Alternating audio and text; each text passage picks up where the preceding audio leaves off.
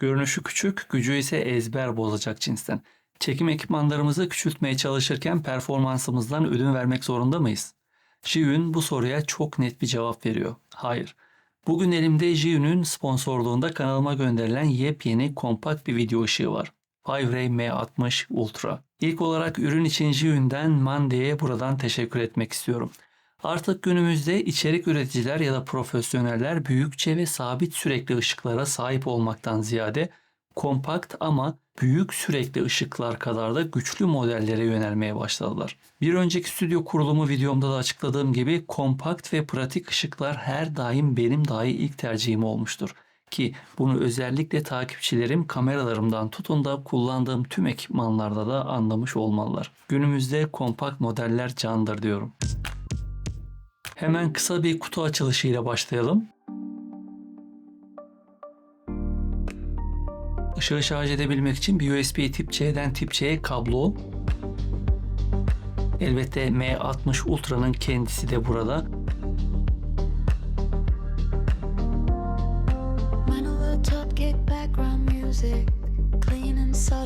M60 Ultra'ya manyetik bir şekilde takılı olarak bir difüzör ve bu difüzöre de yine manyetik olarak takılı şekilde harika bir grid bulunuyor.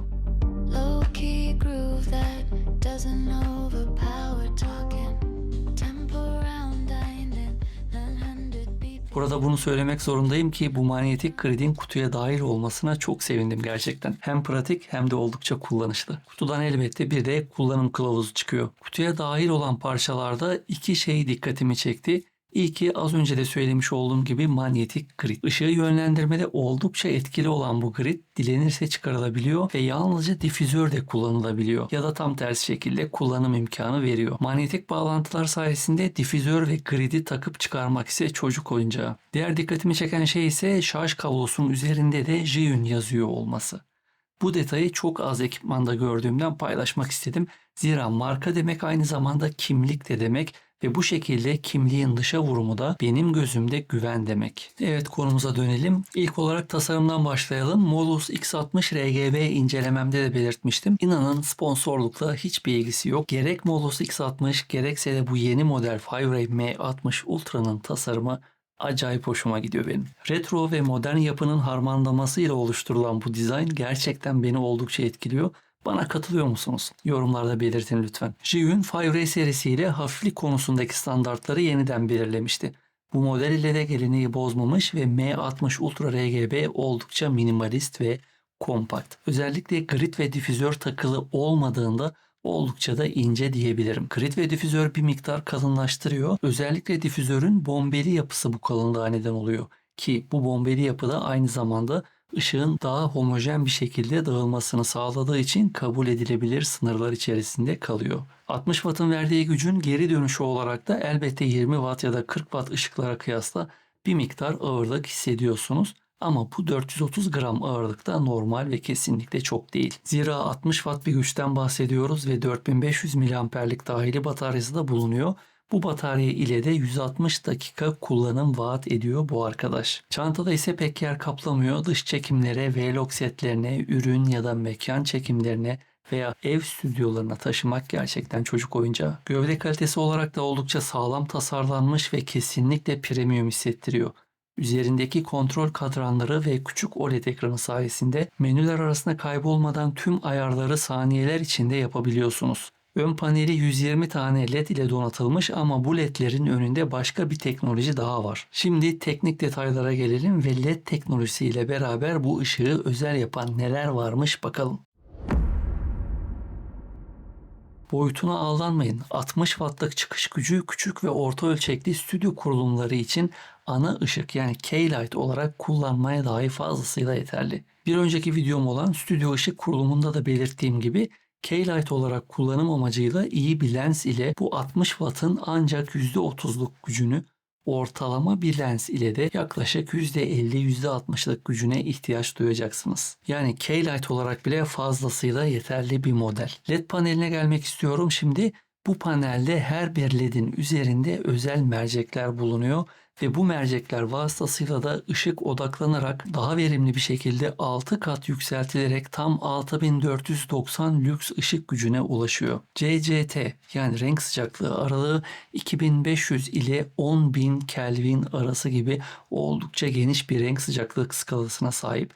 İster gün ışığı atmosfere yakalayın, ister sıcak bir mum ışığı tonu, hatta daha da fazlasını elde edebiliyorsunuz bu ışıkla. CRI ve TLCI değerlerine bakarsak bir ışığın kalitesini belirleyen en önemli şey renk doğruluğudur ve artık bunu bilmeyen de yoktur diye düşünüyorum. M60 Ultra renk geri verim indeksi olarak CRI 95 ve televizyon aydınlatma tutarlılık indeksi yani TLCI değeri ise 97 olarak belirtilmiş.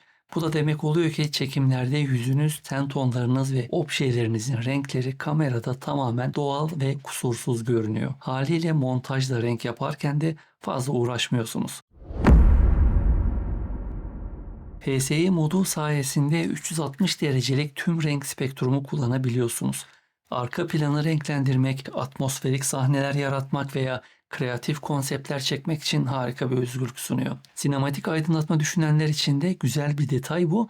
Zira renk tonlarını ve doygunluklarını dahi ayarlayabiliyorsunuz. ML60 Ultra aynı zamanda kablosuz kontrol özelliğine de sahip ve Bluetooth Mesh özelliği sayesinde akıllı telefonunuzdan ışığı yapılandırarak eğer birden fazla ML60 satın alırsanız birini master, diğerini slave olarak ayarlayabiliyorsunuz.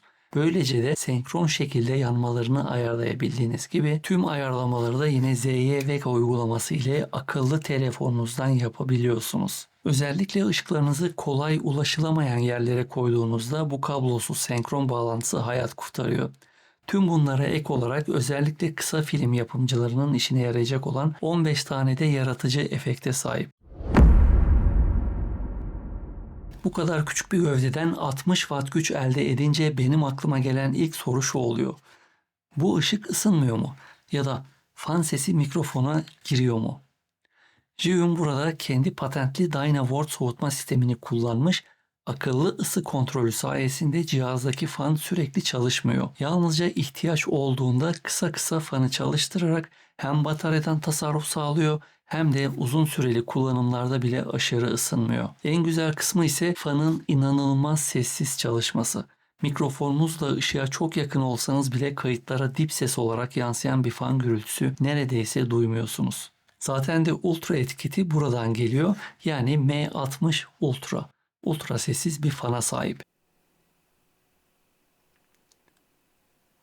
Şu an ML60'ın fanı çalışıyor. Duyup duymadığınızı bilmiyorum. Bakalım. Hiçbir şekilde ses düzenleme yapmayacağım bu bölüme.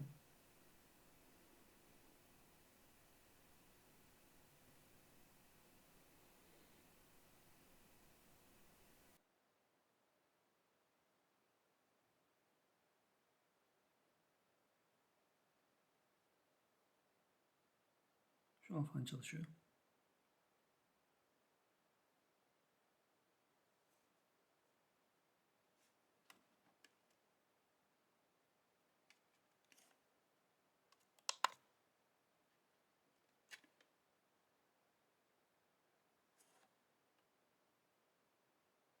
Bu fanlar hakkında bir önceki videom olan stüdyo ışık kurulumu videomu hatırlayın diyorum. Eğer içeriklerinizdeki seste fan gürültüsü gibi detaylarla uğraşmak istemiyorsanız ve lisanslı düzenleme programları da kullanmıyorsanız almanız gereken ışık tipi budur. M60 Ultra'nın bir diğer büyük avantajı da sunduğu esnek güç seçenekleri. Sadece prize bağımlı değilsiniz burada. Hızlı şarj desteğiyle bir power deli bir power bank ve Type-C adaptörüyle sahada elektrik olmayan yerlerde bile rahatlıkla çalıştırabilirsiniz ve şarj edebilirsiniz. 4500 mAh bataryası ile %20 güçle kullandığınızda 160 dakikaya kadar bir kullanım süresi elde edebiliyorsunuz. Elbette kullanım gücü arttıkça sürede kısalıyor. Özetlemek gerekirse Zhiyun 5Ray M60 Ultra hem içerik üreticiler hem de vloggerlar için ve hem de bağımsız film yapımcıları için harika bir çözüm olmuş diye düşünüyorum. Taşınabilirliği, yüksek renk doğruluğu, ultra sessiz soğutması ve tam RGB desteğiyle şimdiden benim vazgeçilmezim oldu diyebilirim. Ürünü bana incelemem için gönderen Zhiyun ekibine ve özellikle Mandi'ye teşekkür ederim. Ürünün güncel fiyatına ve detaylı bilgilerine açıklama kısmındaki bağlantıdan ulaşabilirsiniz. Siz bu ışığı nasıl buldunuz? Küçük alanlarda içerik üretenler için sizce yeterli mi? Yorumlarınızı bekliyorum. Videoyu beğenmeyi ve kanala abone olmayı unutmayın. Bir sonraki videoda görüşmek üzere diyorum. Sağlıkla kalın.